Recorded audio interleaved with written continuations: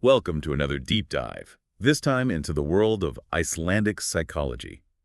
We're taking a look at two texts you sent our way, 11 Kafli sálfræði.pdf and Kafli 11 2024.pdf, both dealing with human development. It's remarkable, how these texts grapple with a question that has puzzled thinkers for ages. What makes us who we are? It's that classic nature versus nurture debate. Oh, totally. Like, are we blank slates at birth, as John Locke thought? Or is it all in our genes from the get-go, like Darwin's theory? It's not really an either situation, you see. It's more of a beautiful blend of both, like a dance, where genes provide the rhythm, the basic steps, but our environment, that's what guides the dance itself. Love that analogy. So it's this complex dance between nature and nurture that determines our paths. And speaking of paths, our sources mention, Sepikeningar sounds intense, but it basically means developmental stages, right? Spot on. Think of it like climbing a ladder. Each rung is a distinct phase.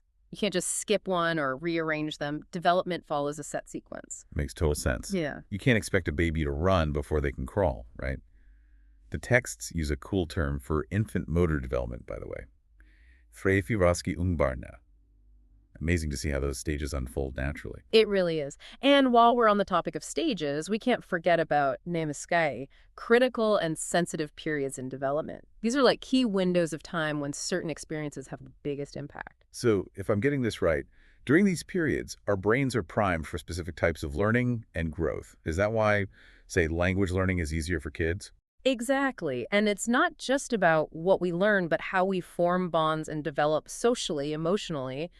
These periods really underline why early experiences, the connections we make, the environments we're in, has such a lasting influence. You know, it reminds me of that study I read where researchers played melodies to babies before they were born.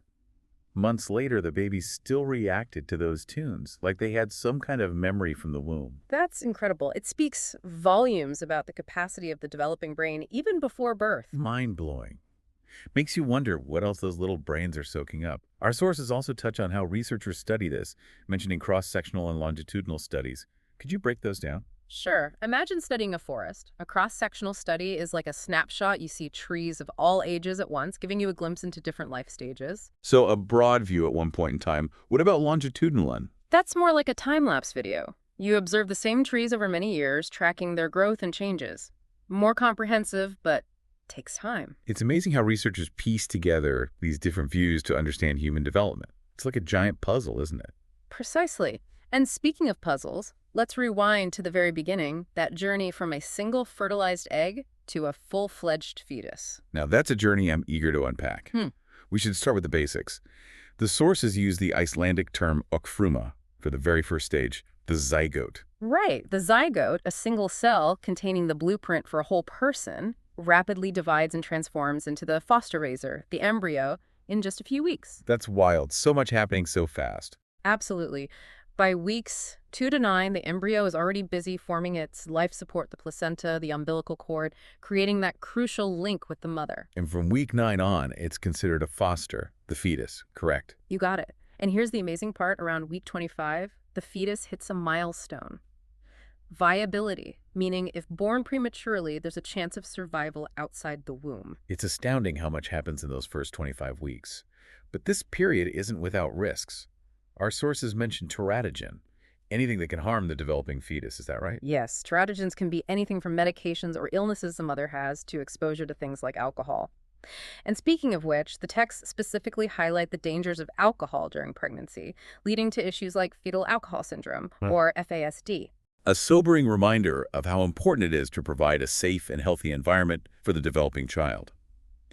After this incredible journey, the big day arrives: birth. What always gets me is that newborns aren't just helpless.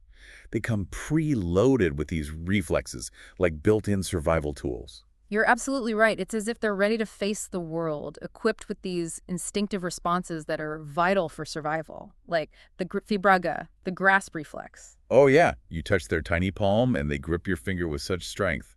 Adorable and a little surprising. It really is. And then you have the tarviabraga, the rooting reflex, which helps them find food.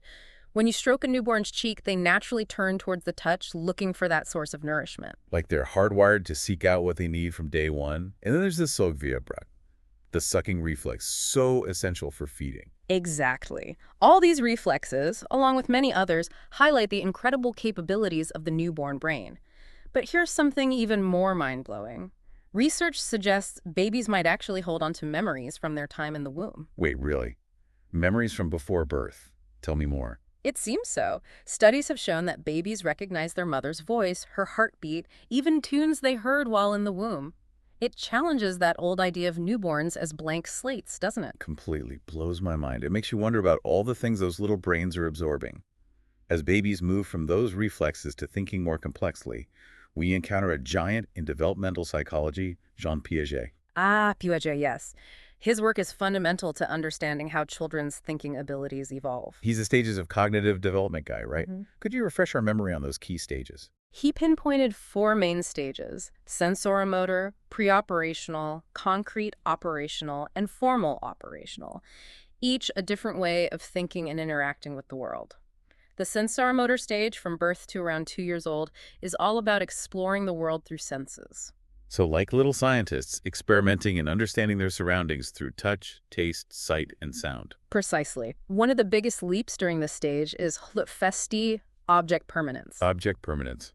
Remind me what that is again. It's the idea that objects still exist even when we can't see them. Before this, it's like out of sight, out of mind for babies. Piaget even saw this with his own kids. They'd be fixated on a toy, and the second it rolled away, poof, it was gone in their minds. Wow, that's so interesting. Their understanding of the world takes a huge step forward once they realize objects exist beyond their immediate view. Exactly. And as they continue exploring, they also display what Piaget called the A not B error, which our sources refer to as A fram ifri B arifin. Okay, A fram ifri B arifin. Now that sounds complicated. It's quite simple but profound. Imagine hiding a toy repeatedly under a blanket. Let's call that spot A. The baby, after a few tries, learns to look for it there. But here's the kicker. If you then hide the toy under a different blanket right in front of them, they'll often still reach for spot A. No way, even though they saw you move it. Yep. Their object permanence understanding is still solidifying. They rely on past experience instead of adapting to new info right away. That's incredible. Really makes you appreciate how our brains develop these concepts. Okay, so we've got the sensoromotor stage covered and the pre-operational stage, what's happening in their minds during that one. That stage, usually from 2 to 7 years old, is all about huge growth in language and imagination. Kids start thinking symbolically, using words and pictures for objects and ideas. But their thinking can be quite literal and egocentric. Egocentric, meaning they turn into little divas demanding all the attention. Not exactly. It's not about being selfish, but more about struggling to see things from another person's point of view. Piaget called this vefrænn. He showed this through a simple but powerful experiment. I do love a good experiment. Tell me more. Picture showing a child a 3D model of mountains. You place a doll at different spots and ask what the doll sees. Kids at this stage often struggle to describe it from the doll's perspective. They describe what they see from where they are sitting. So if it's like their own viewpoint is the only one that exists in their mind. Like they haven't learned to step into someone else's shoes yet. Precisely. Another thing they struggle with at this stage is conservation tasks. Conservation tasks. Vaguely familiar, but I need a refresher. Imagine 2 identical glasses, both filled with the same amount of juice. You ask a child if they're the same, they say yes. But you pour one glass into a taller, narrower glass. Kids at this stage often insist the taller glass now has more juice, even though they saw nothing was added. That's so interesting. They get tricked by appearances. The taller glass looks like it has more. Their logic hasn't caught up with what they see. Okay, so sensoromotor, pre-operational. What comes next in our cognitive journey? From around 7 to 11 years old, we have the concrete operational stage. Concrete operations, so thinking gets more grounded, more practical. Exactly. They start to think logically and systematically, but it's still very tied to concrete things, real experiences. So they can understand the juice stays the same, even in a differently shaped glass. But maybe not abstract ideas like algebra or philosophy. That's the gist. They're not quite ready for hypothetical situations or abstract thinking. That comes in the final stage, formal operational, starting around 11 and developing throughout adolescence and adulthood. Ah, so that's when abstract thought really kicks in. Tell me more about that stage. Now things get really interesting. In the formal operational stage, people develop the ability to think abstractly, hypothetically, and use deductive reasoning. They can tackle complex problems, consider multiple viewpoints, grapple with ethical dilemmas. It's like their minds level up. It's amazing how our thinking evolves over time, isn't it? Before we go on, though, are there any criticisms of Piaget's work? He seems like such a giant in developmental psychology. It's hard to imagine anyone questioning his ideas. You're right, his work is hugely influential, but like all scientific theories, it's been looked at closely over time. One criticism is that he might have underestimated what kids can do at certain ages. His methods often leaned heavily on language, which might not always show a child's true understanding. That makes sense. Just because a kid can't say something doesn't mean they don't get it on some level. Right. And newer research using different methods has actually found that babies might hit milestones like object permanence earlier than Piaget originally thought. So it's always evolving, always being refined as new research comes out. Exactly. And speaking of different viewpoints, another big name in cognitive development is Lev Vygotsky. He stressed the importance of social and cultural influences on learning. He used the term meningarefe to describe this powerful force. Vygotsky. I remember studying him. It's fascinating how he brought in the social and cultural context, arguing that we don't develop in a vacuum, but rather through our interactions with others. Precisely.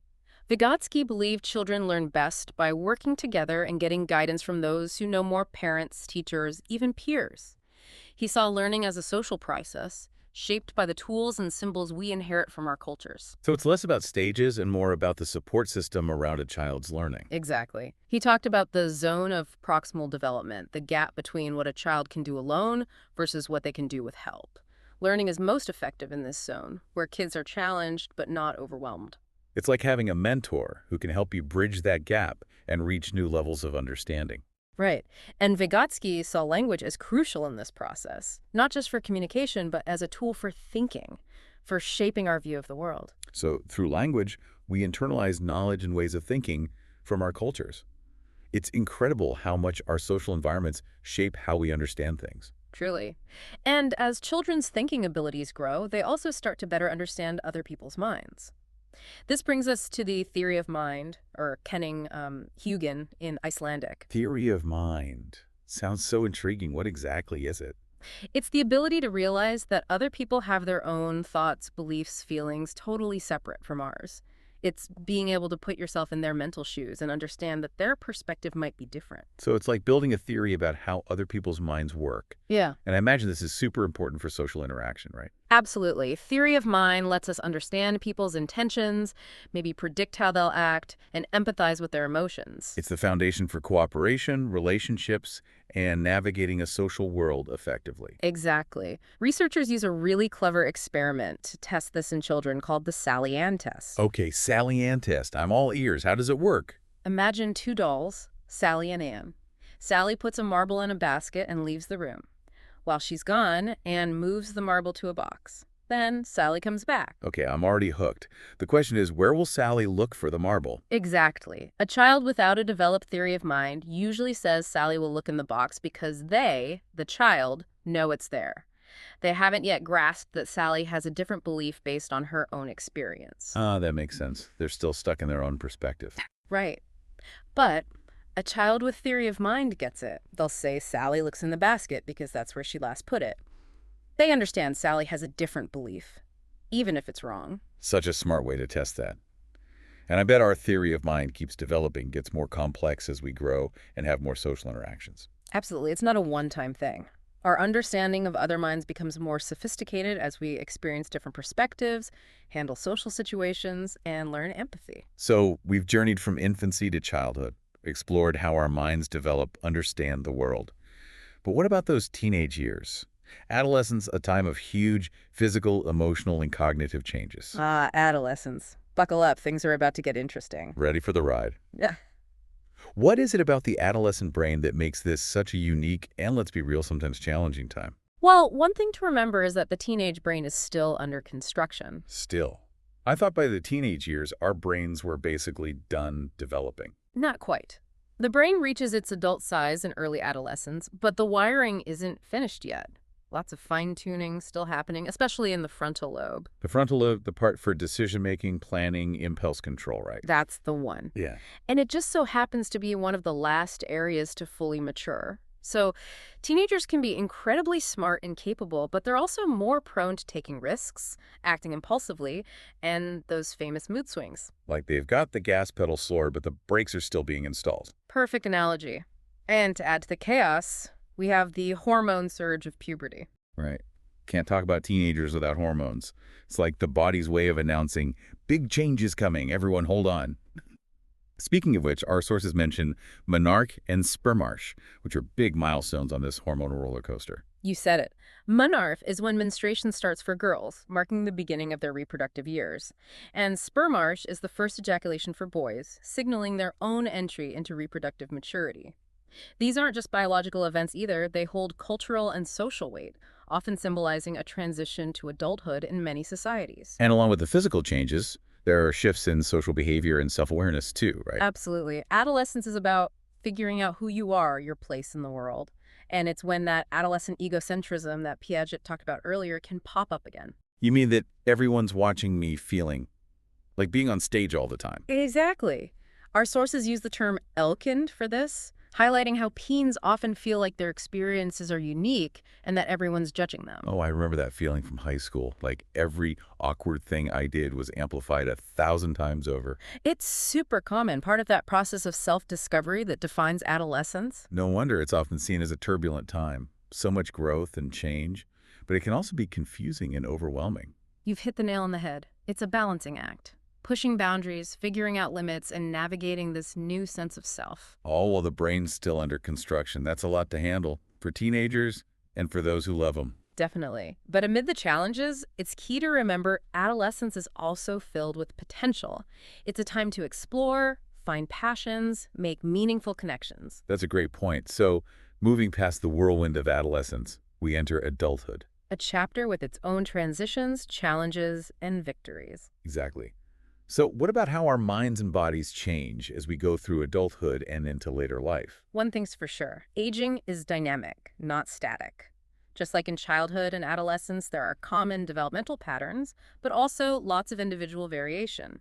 So it's not like everyone follows the same predictable path as they get older? Not at all. Genes, lifestyle, life experiences, they all factor into how we age. That's pretty empowering. It's not all pre-programmed. We have a say in how we age. Exactly. But let's be real, there are cognitive changes that become more common with age. Okay, lay it on me. What can I expect as I ease into those golden years? Well, studies suggest some cognitive skills, like processing speed and working memory, peak in early adulthood and then gradually decline. Wait, so I'm already past my prime? Not necessarily. Think of it as a gentle slope, not a cliff. The good news is there are things we can do to stay mentally fit as we age. Okay, I'm all ears. The sources emphasize staying mentally active, challenging activities, learning new things, social connections. They're all like nutrients for our brains. Brain exercise. Use it or lose it, right? Exactly. And just like exercise, it's never too late to benefit from mental stimulation. Encouraging. But we'd be remiss not to talk about the elephant in the room when it comes to aging. Age-related cognitive decline and dementia. It's a tough subject, but important. Our sources mention Eliglip, the term for senile dementia. It's a heartbreaking reality for many, and I'd love to understand more. What causes dementia, and can we prevent it? Dementia isn't one single disease. It's a general term for mental decline that's severe enough to mess with daily life. Alzheimer's disease is the most common type, but there are others, vascular dementia, Lewy body dementia, each with different causes and risk factors. So it's a complex condition with many potential origins. What does research say about prevention? While there's no surefire way to prevent it entirely, research suggests that many things good for overall health, a healthy diet, regular exercise, mental and social engagement, might lower the risk. So taking care of our bodies and minds throughout life could protect our brains later on. Precisely. And it's never too early or too late to start those healthy habits. That is reassuring. On that note, I think we've covered a ton of ground from the very beginning of life right through to adulthood and aging. Quite a journey. It truly has been. But before we wrap up this part of our deep dive, I want to leave our listeners with something to think about. Given all we've discussed, the interplay of genes and environment, the brain's amazing ability to adapt, it makes me wonder how much control do we really have over who we become? That's a question that's kept philosophers and scientists busy for ages. No easy answers there. Of course not. But it's such a fascinating thought. Can we even separate nature and nurture and say where one ends and the other begins? It's a tough puzzle to solve, like trying to unmix the ingredients of a cake after it's baked, near impossible. Genes and environment are so intertwined, teasing them apart is incredibly difficult. And then we throw in free will, our choices, our paths, adding another layer to the mix. Exactly. We're not just passive products of our genes or upbringing. We actively engage with our world, making decisions, seeking experiences, forging paths. That active participation is key. It's like we're each dealt a hand of cards, genes, family, cultural background, and then it's up to us how we play that hand. Love that analogy. We can choose to play it safe or take risks, learn from experience and adapt our strategy. We can bluff, fold, or go all in. Wow, that's a powerful way to think about it. Liberating and a little daunting all at once. It really emphasizes the weight of making conscious choices. If we want to shape our lives, we need to be mindful of the experiences we seek, the connections we build, the values we embrace. So, if we're not simply products of our past, what does that mean for how we understand personal growth and change? It means change is always possible. We're not static beings. Throughout life, we can learn, grow, evolve. Our brains are incredibly adaptable, always forming new connections, new pathways. That's reassuring. It means we're not stuck with the same old patterns forever. We can learn new things, break bad habits, become better versions of ourselves. Precisely. Our brains change and adapt based on our experiences. That's neuroplasticity. It's like our brains are intricate gardens, growing and changing based on the care we give them. I love that analogy. So even with inherited predispositions, we're not bound by them. We can shape our own garden, so to speak. Exactly. We can choose to plant seeds of kindness, cultivate compassion, nurture well-being. We can also weed out negativity, prune limiting beliefs, and make fertile ground for growth. Reminds me of something you said earlier. Research suggests that staying mentally active as we age can be protective, might even lower dementia risk. That's right. Engaging in things that challenge our minds, learning, staying socially connected, those are like brain food, keeping them healthy and strong. So in a way, by actively engaging with life, seeking new experiences, challenging ourselves, we're not just shaping who we are now, but also investing in our future selves. Exactly. It's like we're weaving a tapestry of our lives, past, present, future, into something that reflects our unique journeys. And like a tapestry, it's made of countless threads, each adding to the beauty and complexity of the final piece. Such a beautiful metaphor. It really highlights how our experiences are connected and the power we have in shaping our own life stories. Absolutely. Speaking of stories, it's important to remember that our personal narratives are always evolving. We're not defined by past mistakes or failures, nor limited by what others expect of us. It's never too late to rewrite our stories, to embrace new possibilities, to create a future aligned with our values and dreams. Beautifully said. Every moment is a chance for growth, for transformation, for becoming the authors of our own lives. This whole conversation has been so empowering. It's easy to forget in the daily grind that we have this incredible capacity for growth and change. It's true. Life can be overwhelming, and it's easy to fall into ruts. But tapping into that innate human drive to grow, to explore, to become better versions of ourselves, imagine the possibilities. Something you mentioned earlier about neuroplasticity got me thinking. What's on your mind? Well, if our brains are constantly adapting, does that mean they're equally adaptable throughout our entire lives? Good question. Our brains are most adaptable in childhood, forming connections at an incredible pace. But neuroplasticity sticks with us throughout life. So even though it might be a bit more effort as we get older, we can still teach those old dogs new tricks, so to speak. Exactly. It might take more effort, more practice, a little more patience, but our brains are never too old to learn and grow. That is so encouraging. We can keep challenging ourselves, learning new skills, embracing new things our whole lives. Absolutely. In fact, research shows that lifelong learning has tons of benefits, not just for our thinking, but for our emotional well-being and sense of purpose, too. So it's not just about staying sharp mentally, but staying engaged and curious. Precisely. Curiosity is like fuel for a vibrant, fulfilling life. Keeps our minds sharp, hearts open, spirits young. I love that. So instead of fearing aging, we can see it as a chance for continued growth, exploration, and discovery. Exactly. Embrace the wisdom that comes with age, but never lose that childlike sense of wonder. Speaking of wisdom, I'm curious about how our understanding of it might change throughout life. Excellent point. Wisdom isn't just about knowing a lot or having tons of experiences. It's about applying that knowledge and those experiences in meaningful ways. It's about understanding right and wrong, making good decisions, and facing life's complexities with empathy. So it's not tied to a specific age, but something that develops over time. Exactly. It's a lifelong pursuit shaped by experiences, reflections, and interactions. It's like that saying, wisdom is not a product of schooling, but of the lifelong attempt to acquire it. Perfectly said. That's a great point to end this part of our deep dive on. Agreed. But before we move on, I'm curious, how do you think our views on death and dying change as we go through different life stages? It's like that saying, we can't control the cards we're dealt, only how we play them. We might not control everything, but we can choose how we respond to life's curveballs. Exactly. It's about recognizing our own agency, that we have the ability to make choices and shape our own paths, even within the circumstances we're given. Which leads me to something I've been thinking about throughout this deep dive. You go. Well, we've talked about all the things that influence who we become, genes, how we're raised, our culture, even our time in the womb. It makes me wonder how much of that is already decided for us versus how much comes down to our own choices and actions. That question has puzzled philosophers and psychologists forever. It's not a simple one to answer, that's for sure. Definitely not. But it's fascinating to think about. Can we even untangle nature and nurture and say for sure where one ends and the other begins? It's a tough one, that's for sure. Like trying to separate the ingredients in a cake once it's baked. Our genes and our environment are so interwoven that pulling them apart is a huge challenge. And then there's free will, the choices we make along the way, making it even more complex. Exactly. We're not just passive bystanders to our genes and upbringing. We interact with our world, we decide things, we seek out experiences and make our own paths.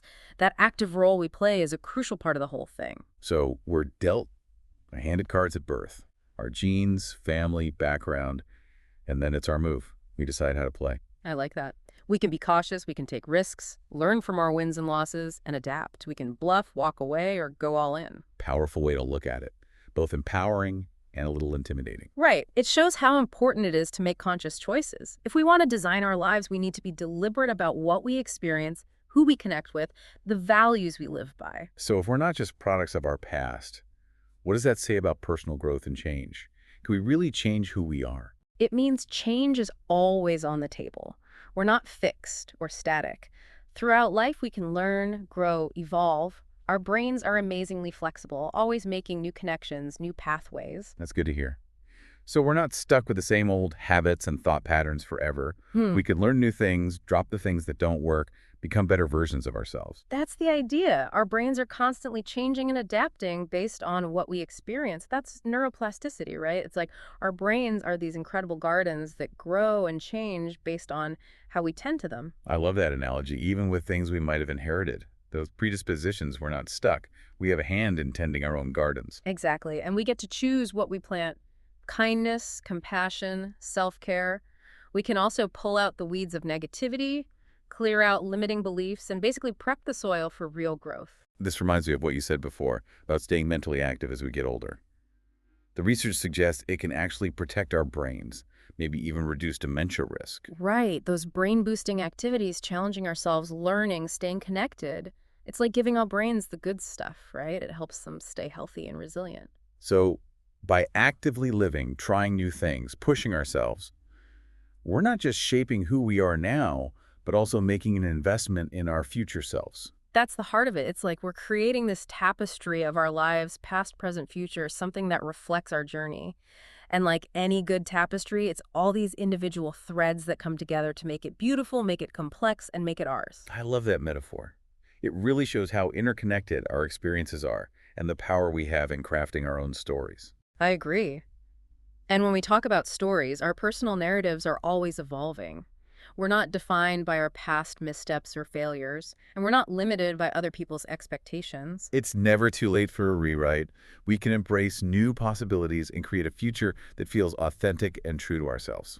Perfectly put, every single moment is a chance for growth, for change, for taking the reins and writing our own stories. This whole conversation has been eye-opening.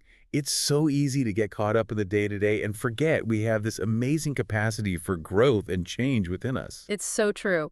Life throws a lot at us, and it's easy to fall into routines that don't serve us anymore.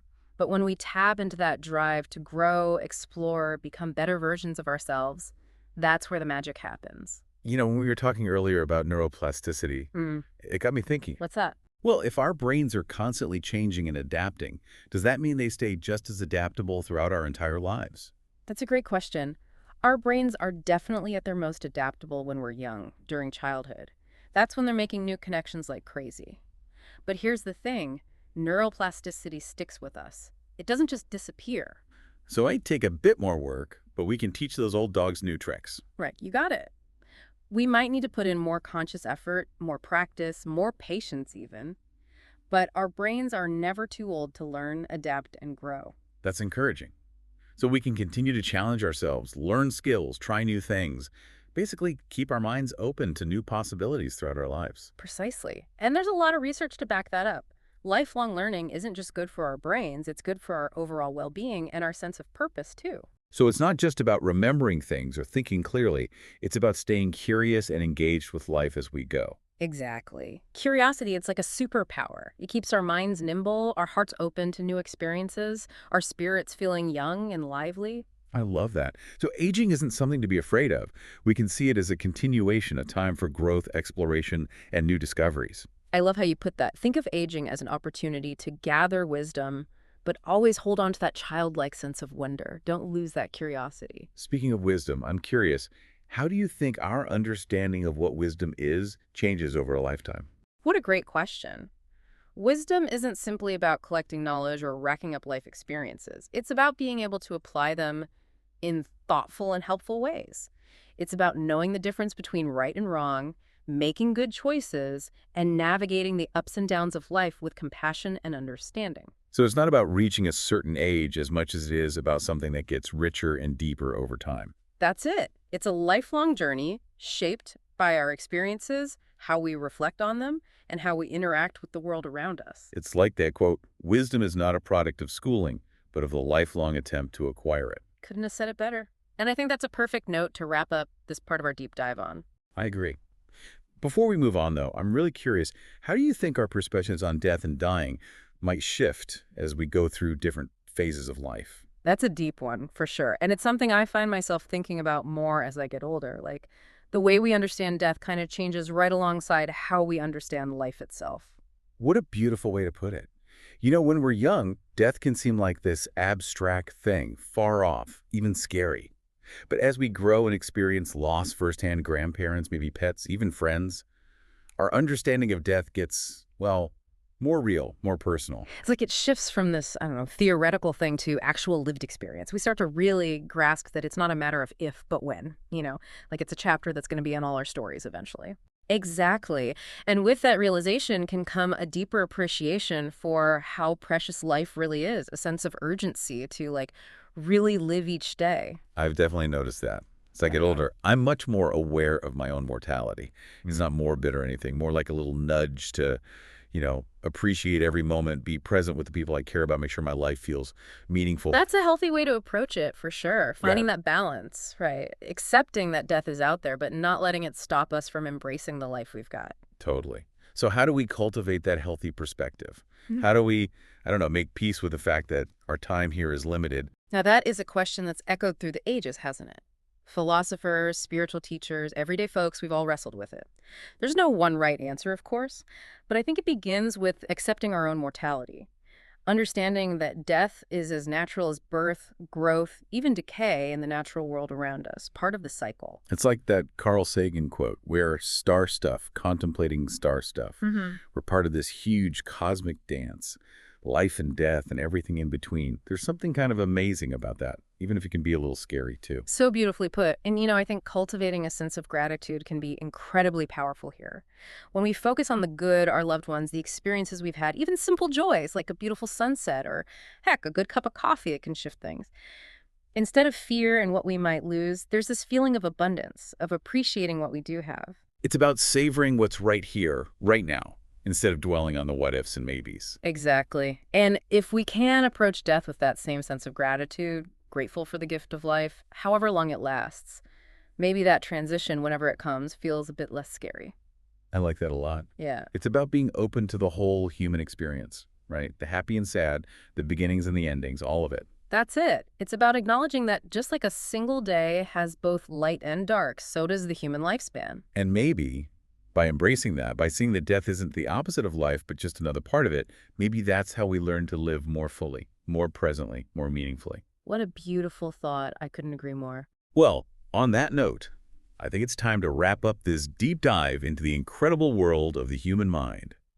We've journeyed from those very first moments of life all the way to the unavoidable reality of death. And along the way, we've explored how our minds develop, adapt, trying to make sense of it all. It has been such a pleasure exploring these ideas with you and with our listener, of course. A huge thank you to you for lending your expertise to us today. Always a pleasure. The pleasure is all mine, truly. And to our listener, thanks for coming along on this journey with us. We hope you've learned something new, felt that spark of curiosity, and maybe even come away with a deeper appreciation for just how amazing the human mind truly is. Until next time, keep exploring, keep questioning, and keep embracing every step of your own unique journey.